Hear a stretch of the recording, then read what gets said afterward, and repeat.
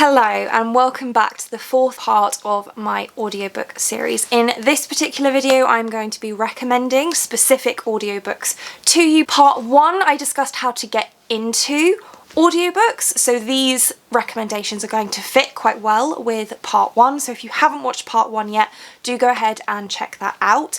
In part 2 I explained to you how you can access audiobooks, so as I'm going through these recommendations I will mention which platform I used to listen to this particular story, and again, part 2 will be linked for you so you can go ahead and watch that if you haven't already. And then part 3 I spoke about how to maximise your listening time to increase the amount of time you spend reading each day. So these are going to be recommendations, and I'm going to start off with the beginners ones, so the ones that go along quite nicely I think with the tips that I gave you in part 1. So my first recommendation is a series I talk about all the time. In fact, most of these are series that I talk about all the time, so sorry about that. But the first one is Keeper of the Lost Cities series by Shannon Messenger. So this is a middle grade series, so one of the tips I gave in part 1 was to read below your age range. It really makes comprehension of audiobooks much easier, and this is very true of this story, but also I find that the Keeper of the Lost Cities series is a little bit more complex in terms of plot.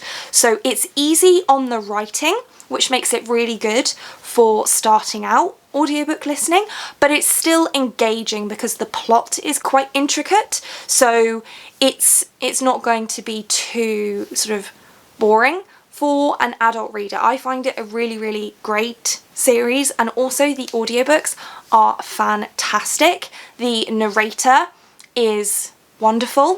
What is her name? Caitlin Davis, I think? Caitlin Kelly. So the narrator is Caitlin Kelly, and she's really good. She has very distinct voices for all of the characters, which does make things a little bit easier to follow, I think, particularly when you're starting out with audiobook listening. And it's a long series, so you have lots of material that you can listen to, but as I mentioned in part 3, don't necessarily read them all back to back if you're still getting used to audiobook reading, because you might find that you start to disengage from the story in that way. Maybe not, I binged them, but you know, that's just me. I might as well speak about the other middle grade suggestion that I have here at this point as well, and that is Alcatraz versus the Evil Librarians by Brandon Sanderson, which is a book that I only just read recently. Oh, I was going to tell you where these books were coming from. So Keeper of the Lost Cities is actually Audible exclusive, so I've listened to those on Audible. That is the only slight problem, is that some books are Audible exclusive and so you have to get them from Audible, but again, I do have lots of tips on how to save money through Audible, so do go and watch part 2 if you haven't already. You might find some cheaper ways to get through books through Audible if you're interested in Keeper of the Lost Cities or any other Audible exclusive audiobook.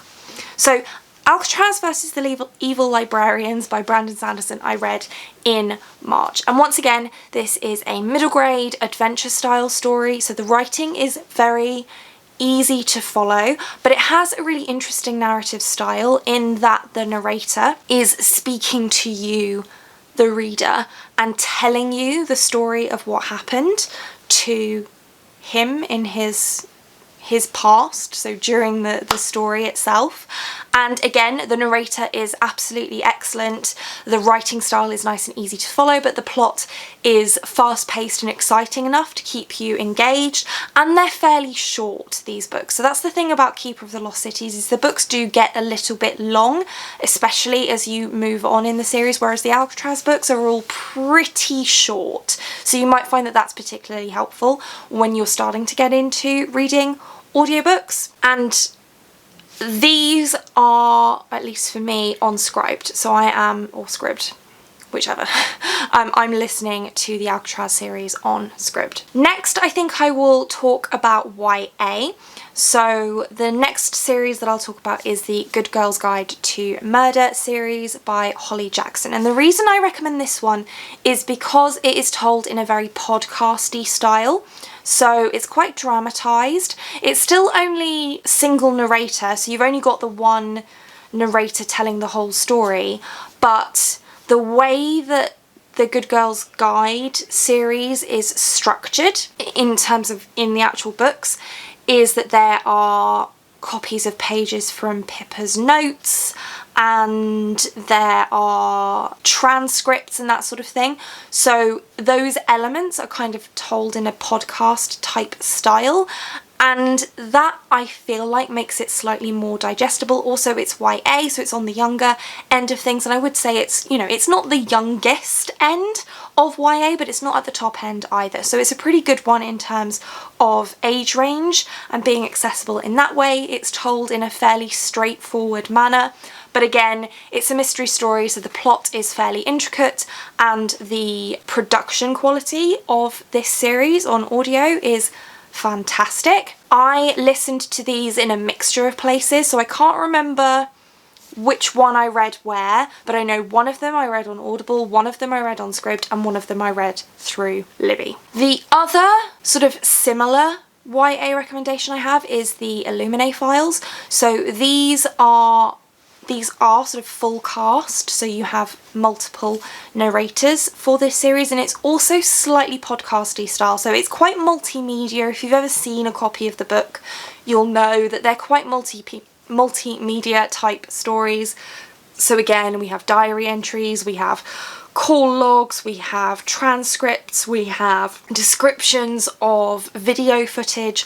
All of these different types of media are included in these books, and so again, the production quality is really, really great for the audiobooks. The plot is once again intricate, but the writing is still fairly straightforward. So once again, for all of the same reasons as everything I've spoken about before, I think this is a really good series to listen to. Unfortunately though, once again, these are Audible exclusive, so you can only access them on Audible. Next, I'll talk about one that I never quite know whether to put this in the YA or in the adult. I think it kind of sits quite comfortably in between, and that's the Wayfarers series by Becky Chambers, first book being The Long Way to a Small Angry Planet. And these I have listened to originally via Libby, but I did end up buying a copy of A Long Way to a Small Angry Planet through Audible because I loved it so much. So I've listened to that one through Audible as well because I've reread it. But generally I've listened to these via the library. And once again, these have a fantastic narrator. These are not so much about plot. These are more so about characters and inter-character relationships, and it's a little bit slice of life. And so even though the writing is elevated slightly from the others that I've mentioned, it doesn't matter too much because you're so focused on characters. You're not having to keep track of any intricate plots or anything like that. So I think when you're starting out, you really want to pick one or the other. You either want an intricate plot or you want more intricate writing. You probably don't want to mix those two together too much, with the exception being my next recommendation, but I'll come back to that. So with the Wayfarer series, you're so character focused and you're so focused on how these people are interacting with each other and the world around them that you can take a little bit of that slightly more elevated writing style because there's not a whole lot of plot to keep track of. And once again, the narrator for this one is fantastic. So as promised, the next one kind of breaks that rule that I just suggested, and that is Strange the Dreamer by Lani Taylor. And my main reason for recommending this one is because I just think that Steve West is a fantastic narrator, and this was one of the early audiobooks that I listened to. It wasn't a reread and I just got on with it so well. I did listen to this and the sequel actually no, I listened to this one through Audible because I didn't know any different at that time, and then after that I discovered Libby and I listened to Muse of Nightmares via the library through Libby. But basically my recommendation for this one is purely based on Steve West just being a fantastic narrator. But also, again, it's not a super intricate plot. You do kind of need to keep up with some things, but I'd still say that I'd put this in the beginners category. Sort of more advanced end of the beginners category, but not quite into the advanced just yet. I think it's worth giving this a go. And don't forget that you can use all of the platforms that I mentioned in video 2 to listen to samples of books, that you can get an idea of what a narrator sounds like, to see whether you're actually, you know, going to get on with that particular audiobook. And then the final recommendation that I have for the beginners option is for a very specific category of beginner. So this is specifically for people who are beginners to audiobooks but not beginners to epic fantasy. So somebody who reads a lot of epic fantasy already and wants to get into reading audiobooks. In the very unlikely event that you haven't already read Mistborn, I would recommend listening to Mistborn by Brandon Sanderson, because one, it's Michael Kramer, who is just a fantastic narrator. Both he and his wife Kate Redding are brilliant. It's only Michael Kramer that does Mistborn, but he's wonderful. He has very distinct voices for each of the characters, so much so that I actually don't recommend reading book 3 for the first time on audio, because I feel like the narration can give you a spoiler if you're listening carefully. So that's my one caveat here. I wouldn't recommend reading Hero of Ages for the first time on audio. That's just me, that's my suggestion. Take it or leave it.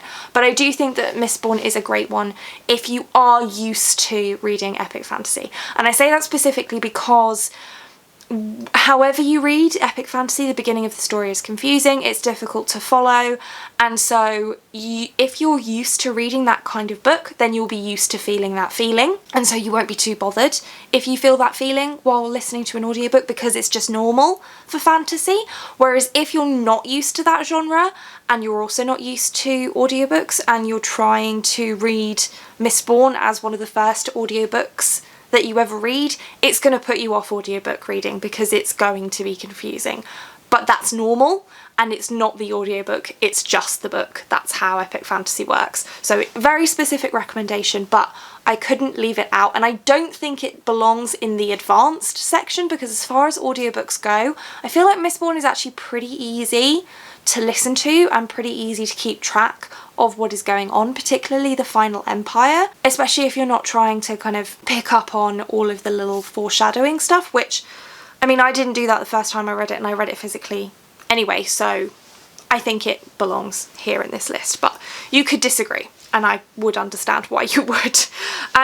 This video has actually gone on a lot longer than I anticipated, so I am actually going to add a part 5 to this series and come back with the advanced recommendations in one more video. So sorry to keep you hanging there, but this has been some beginner audiobook recommendations for you, and I will be back with part 5 where I'll give you some more advanced options to try out once you're a little bit more used to audiobook reading.